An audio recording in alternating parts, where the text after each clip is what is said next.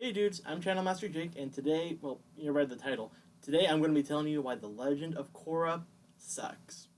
Yeah, that's right. Legend of Korra sucks. Fight me. No, no. Don't fight me on this, but I mean, I guess you could if you wanted to. It is the internet. People seem to do that very regularly, but I stand by the fact that the Legend of Korra, not only as a sequel to Avatar, but as its own standalone thing, sucks. I'm not saying all of it sucks, because the first season was good. Matter of fact, it's the only season they had planned to do. But everything after the first season was terrible. First season had good setup. It had a really cool, badass villain. Most of the characters clicked. Korra was really obnoxious, but that's kind of her default character setting. But everything about it, minus kind of how it ended, because it was rushed. But that was supposed to be the end of the show. That was going to be it. And then Nickelodeon's like, hey, here's 3 more seasons. Come on, you guys can do something with it. And they're like, I guess we have to do something with this now. So everything after that, I feel, was just terribly, terribly done. It just wasn't good. Alright? And I've got a few points that I gotta make, because I have reasons why I think this way. Alright, so my first reason that I have why The Legend of Korra sucks has to do with the plot. Alright, like I just said, the first season was good. Though that was the only one they had any plans to do anything about. Everything after that, let's face it, it just got weird and it got stupid. Like, it got really stupid. Like, I mean, season 2, there was like dark avatar spirits and spirits everywhere, and there was like giant kaiju avatar fights going on. It was dumb. Can we all agree that was really dumb? And then season 3 was okay. I can't even remember off the top of my head what it was. That just shows you how bad it was. It was so unmemorable. I don't even remember. It was harmonic convergence. That's what it was. Yeah, and then after that, it was like some Earth Kingdom lady wanting to take over everything, a la the Fire Lord bad guy. It was dumb. It was dumb. Now compare it to the original. Now I know a lot of time you shouldn't do it because a show you got to judge it on its own merits and you gotta look at it that way. But when a show is a sequel to something, it's automatically going to get comparisons drawn between the two of them. You're not going to look at Kung Fu Panda 2 and just not look at Kung Fu Panda 1 and compare it against it. This is what you're going to do naturally. But comparing that to this one, Avatar knew what it was doing from the very beginning. It had its beginning, it had its middle, it had its end. Its setup. Aang has to master all 4 elements and defeat the Fire Lord before summer ends. Yeah, we all know that. We all know how that ends. Korra, after season 1, had no idea what she wanted to do. And the writers didn't know either. So they just had her go on a bunch of random miscellaneous adventures, and it was just like, okay, let's just hope this sticks to the wall or whatever. That's not good writing. It really isn't. And Korra isn't the sort of show that can kind of, it can benefit from something like that. It's not like One Piece where each and every arc you're on a new island, you're somewhere new. The entire point of the show is you're like exploring this huge, vast world. It is not that. It doesn't benefit from it. Instead, it comes across as scattered, pointless, and kind of dumb. It, it's just not good. Especially when you look at the first one and how tightly it was written and how it knew where it was going from the very beginning. It was like this is the course we're taking and we're going it. Korra's like this is the course and we got more room to go. Maybe we'll go over here. Maybe over here. Maybe over there too. I don't know. There was no purpose. There was no point, and it feels really disjointed because of it. All right, point number 2 is one that I'm really peeved about. Okay, this is one. The first one I can kind of forgive. Maybe it could be kind of interesting seeing the world of Avatar now in the future. We get to see the different places of it. That could be interesting. It wasn't, but the idea that it could be interesting was good. One thing, the second point that I want to make that they really screwed up, the mythology of the world. Now, how can you mess up the mythology of the world, you ask? It's whatever the creators want it to be. Well, here's the thing. Avatar The Last Airbender, yes, I know, I'm making another comparison, but this is important. Unlike comparing story elements, this is world building. This is important when you're making a fantasy world. In the original, they had everything set up. Some of it was still kind of a mystery, like you didn't know where the Avatar really came from or anything like that, but you still knew the history of these four nations. You know, the Air Nomads, Northern and Southern Water Tribes, Earth Kingdom, and the Fire Nation. You knew these four. And the way they had it set up was that each of the four nations learned how to bend from watching something else. Like the Water Tribes, they learned to bend water by watching the moon and how it pulled the tides. That's how they learned to do it. What does Legend of Korra do? Now we're gonna retcon all that stuff. Never happened. That's not what you do as a writer. That is a big no-no. And when it does happen, it can make things not only confusing, but also make it just kind of make like you kind of betrayed as a reader or a watcher. You're like, if all that's not true, what else isn't true? I don't know. So in Korra, at least as far as I can remember, like I said, the show didn't do as good of a job leaving an impact. But the people learned how to bend. Wasn't it from like the giant lion turtles or something like that? It's kind of stupid to remember. I know that's how the Avatar got his powers. He got it from the giant lion turtles from the past, which, by the way, is I don't know how I feel about that, but when it comes to making the Avatar, okay, whatever. But when they did that, and it just completely screws with everything they had set up previously. They didn't now just the water benders. That's like, oh, this is just a story we passed down, or heck, I don't even know if it's still a part of the canon anymore, because they learned it completely through something else now. That's just how it is. That's it. And when you make a fantasy world or you're making any sort of story, one of the main things you got to do, you're not supposed to contradict yourself as a writer. That's important. Now, I like to write. Obviously, I'm still living at home, so I'm not too good at writing, I would say, but I still know a couple of things about it. Say, for instance, you had Lord of the Rings, and you had everything set up, and suddenly they're like, oh yeah, by the way, the one ring to rule them all, it doesn't really do anything. It's just a random-ass ring we found, but it's like, no, you're not supposed to do that. It had an entire history and backstory built upon it, and then you try to retcon it for whatever reason. Whether they forgot that that's how they had it set up, or they wanted to change it. As a writer, you're not supposed to change it. Or at least make it fit organically, like, oh, this is how the people thought that this has happened, but this is how it really happened. They don't even say that. It just kind of, boom, changed. That's the way it goes. Sorry, kid. Tough luck. It's not something you're supposed to do. And if I can see that, how can these people who have been writing for shows for like the past 20 years not know that? Alright, point number 3 is one that maybe not everybody feels about, but it's something that I feel strongly about. And that's like the flashbacks they had to the past show, or reintroducing these characters when they're older. Not that it's bad, but because it's actually more interesting than the stuff that we're following. Now, hear me out.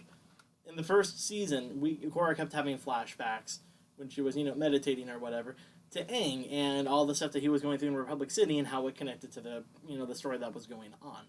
The show did less of this as it went on.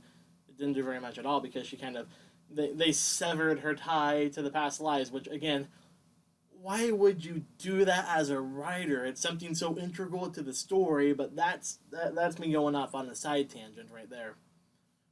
What they did do is they were kept going back to the characters that we knew, and it was more interesting to watch them than watching the current cast we had going on. I was far more interested in what Aang and Toph were doing in Sokka during this point, or when they had old Zuko and old Toph. I'm like, I want to see what they're doing. I don't much care about the current group. Not that the current group is bad, but parts of them are bad. Asami was always a pretty interesting character. Bolin was funny. But then you had Mako, who they could have made interesting, and instead they made kind of boring. And then you have Korra, who's been almost obnoxiously unbearable almost the entire show. Say what you will, but we all kind of know that. It's not until like the very end that she actually starts to get better. Oh, and speaking of the ending, we're going to get to that in a moment. But I was always way more interested wanting to know about the past characters than I was about the current characters. And if you want your show to stand up on its own, that's not a good sign. That's not really good. Oh boy. I mean, when I want to see, I want to see the show succeed. I did for a long time. I would get into arguments with my family who are like, "Oh, this show sucks," and I'm like, "No, it doesn't suck, and here's the reasons why." And I'd be purposeful or ignoring. I'd be ignoring a lot of elements that I knew didn't work because I wanted this show to succeed because it was a sequel to Avatar: The Last Airbender. Eventually, I got to the point where I'm like, okay, everyone's right. It really is stupid and it really does suck. And even watching the show when it was going on, I'm like, no, no, it's good. I still wanted to see more about what happened with the old group than what was happening in the current story. And for any sort of story, you don't want your current story to be outshadowed by a show that you did, like, what was it, 7 years in the past? 7 or 8 years before? It doesn't quite work too well. I'm talking about, like, when the show started, it was, like, in '05, and Korra was, like, what, 2011, 2012, something like that? When you have that going on and you don't really give two craps about the characters you have going on, it makes it a lot harder to get invested in what's actually going on. Alright, now the last point I'm going to get into, like I said, is the actual ending of the show. Now, despite what you felt about it, and despite your political affiliations, I've got a couple big things wrong with this. And the big one, the big whole kahuna, the big kahuna, is that it doesn't really fit. Now, hear me out. If you want to have, like, a lesbian or gay relationship in your show, that's fine, whatever, A writer should have the freedom to do that. But just because they have the freedom to do it doesn't mean it can just be shoehorned in and everyone's expected to be like, oh, okay, we just got to be okay with this. There is very little build-up to this at all in the entire show. Matter of fact, if you look, it wasn't until, like, what, seasons 3 or 4 that they were like, oh, you know what? We want to try to make this thing happen. So they weren't even planning on doing it until towards the latter half of the show. It wasn't organically created. It wasn't organically developed or put into the show. It was just kind of shoehorned into the end because I think it made for them a good political statement, especially at the time. Whether or not you feel that way is, I guess, just completely up to you, but that's how it seemed to me. Now, compare it to a show like Steven Universe. That show has, like, well, it's hard to say, they're pretty much lesbians with Garnet. That's the way they have it set up. And the show builds towards this since the very, very beginning. It lays clues and foundations for it all throughout. So that when this actually comes off, it doesn't feel like it's shoehorned in for a political statement. It feels like something they were driving towards since the beginning of the show. That's how you're supposed to do it. I don't have a problem with them doing it on like that, but I have a problem with it from a storytelling and a writing standpoint. It just doesn't fit. It's like if you have the original, and you have all your characters set up the way, I know, I'm going back to the original again, what a shocker. But say we have Sokka, and we all know how he is. He's sarcastic, he loves to eat meat, he's kind of actually a creative guy, because in the world of benders, he can't bend. So he has to come up with other ways to make himself useful. And he's already had a couple of crushes. There was the Moon Lady, and there was Suki. There was Suki. So let's just imagine suddenly in the beginning of season 3, he starts going, you know what? That Zuko guy, he's a hottie. I'd like to have that fire prince around my arm. I couldn't think of a good innuendo. I was going for like one of those cinnamon jelly belly things, but I couldn't think of the right name for it. I'm sorry.